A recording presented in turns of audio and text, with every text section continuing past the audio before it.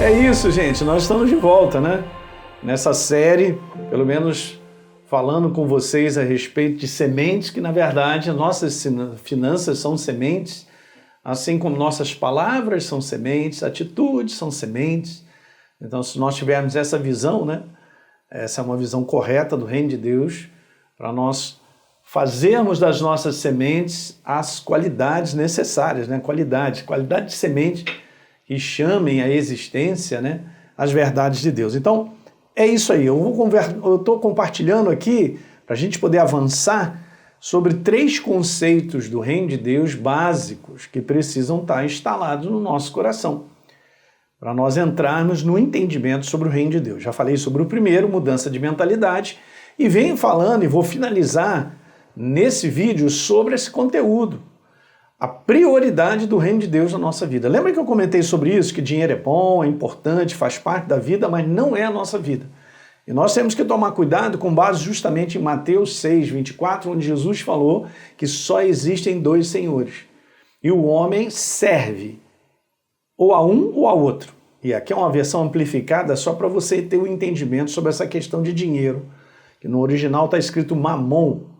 Ok? Riquezas enganadoras, possessões ou qualquer coisa em que o homem ele deposita confiança, cara. E aquilo aqui acaba abraçando o coração dele. Ou o homem ele será servo de Deus, só estou lembrando para você entender, ou ele será servo do dinheiro, que é a palavra mamon. E mamon significa a personificação do Deus pagão da riqueza na antiguidade e significa amor às riquezas e dedicação avarenta aos interesses meramente do mundo, cara, mundano, do homem, né? Então, quando o homem, lembra disso, se torna servo do dinheiro, significa que o dinheiro já está dominando e ele nem sabe. Então, nós vamos continuar daqui, lembrando essa passagem de 1 Timóteo 6,9, mas os que querem ficar ricos caem em tentação, em armadilhas, em muitos desejos insensatos e nocivos, caem, gente, não é talvez não, que levam as pessoas a se afundar na ruína e na perdição. Meu Deus. Nessa outra versão diz: o amor do dinheiro é a raiz de todos os males, e alguns nessa cobiça se desviaram da fé, olha, se desviaram, e atormentaram a si mesmos com muitas dores. 1 Timóteo 6,10, na nova versão internacional, o amor do dinheiro é a raiz de todos os males. Algumas pessoas, por cobiçarem o dinheiro, se desviaram da fé e se atormentaram com muitos sofrimentos. Então, no dia, lembra, essa foi a última tela que eu coloquei, e daqui eu vou continuar. No dia em que o dinheiro se tornar a vida do homem, é porque ele foi dominado. E Deus não chamou a mim e a você para sermos dominados pelo dinheiro, colocando-o na condição de senhor da nossa vida. É o contrário, gente. Nós temos que estabelecer isso até o final dos nossos olhos, no final dos nossos dias, perdão. Então, veja que interessante, na Bíblia Viva, alguns versos do livro de Provérbios. Provérbios 11, 28. Se você confiar no seu dinheiro, a sua vida será um fracasso. Confie em Deus e a sua vida será bela e vibrante como uma árvore a crescer. Veja Provérbios 23, 4 e 5 juntos. Não esgote as suas forças tentando ficar rico. Tenha bom senso. As riquezas desaparecem assim que você as contempla, e elas criam asas e voam como águias pelo céu.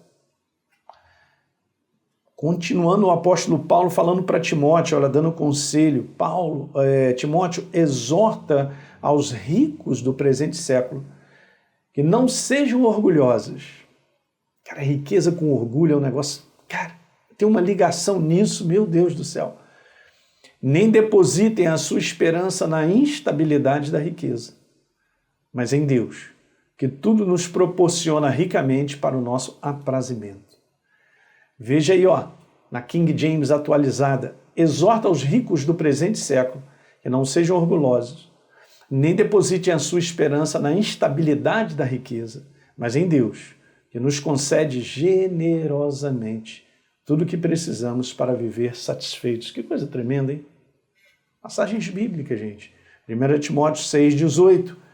Que pratiquem, falando sobre os ricos, exortando a eles que pratiquem o bem e sejam ricos de boas obras, generosos em dar e prontos a repartir. Verso 19.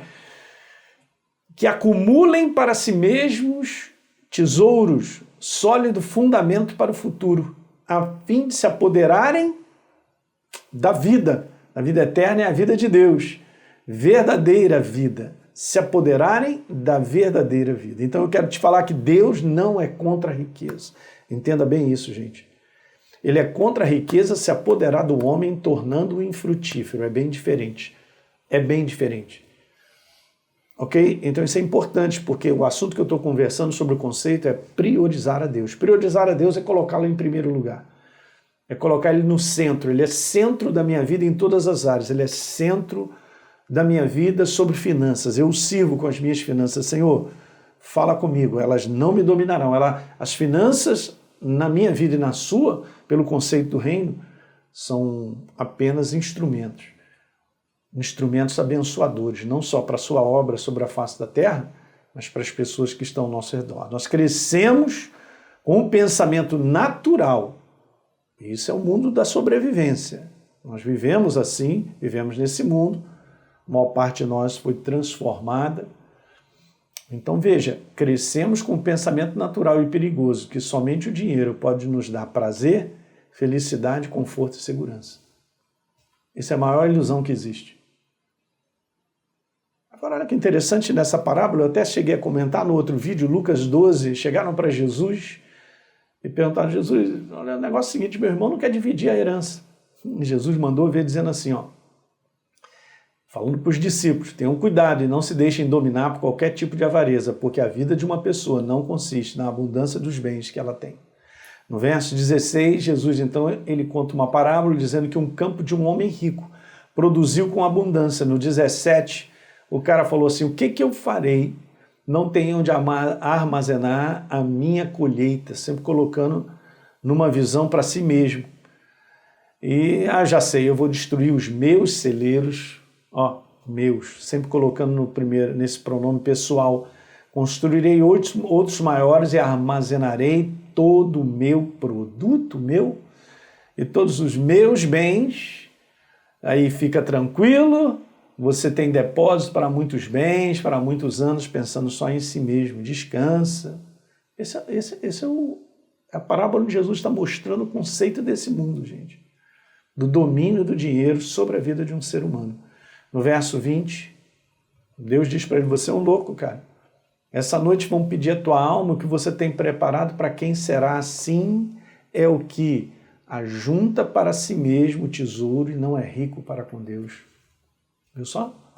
É um sistema, é um outro Deus. Ou você serve a um ou serve a outro. Em Mateus 6, 24, você não pode servir aos dois. Ou você serve a um ou serve ao outro. Ou o sistema do reino está fluindo no teu coração e você mantém ele vivo, ou o outro sistema, que é o sistema da sobrevivência desse mundo, ganhará espaço. E aí mesmo, em Lucas 12, Jesus continua dizendo, a seguir Jesus dirigiu os discípulos, dizendo assim, por isso eu digo a vocês, não se preocupem com a sua vida, quanto que vão comer, né? Nem com o corpo, quanto ao que vão vestir e tal. No verso 22, de novo, eu repeti, perdão, vamos lá no 29 então. Portanto, não fiquem perguntando o que vocês vão comer, beber, e não fiquem preocupados com isso, né? Olha só que interessante. No verso 30, porque os gentis de todo mundo é que procuram essas coisas, só podem olhar para si mesmo.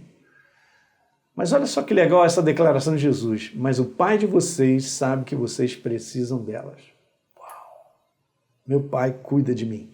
Eu quero declarar que Deus cuida de mim, cuida de você. Então no verso 31, busque antes de tudo o seu reino e todas essas coisas serão acrescentadas. Olha 32, não tenham medo, ó pequenino rebanho, porque o Pai de vocês se agradou em dar o seu reino. Que é isso? Eu quero te falar, se você é uma nova criatura e eu também, nós já estamos no reino de Deus. Nós já somos assistidos por Ele. Isso é por fé, queridos, mas não significa que a gente não responda a Ele em termos de ser doadores, né?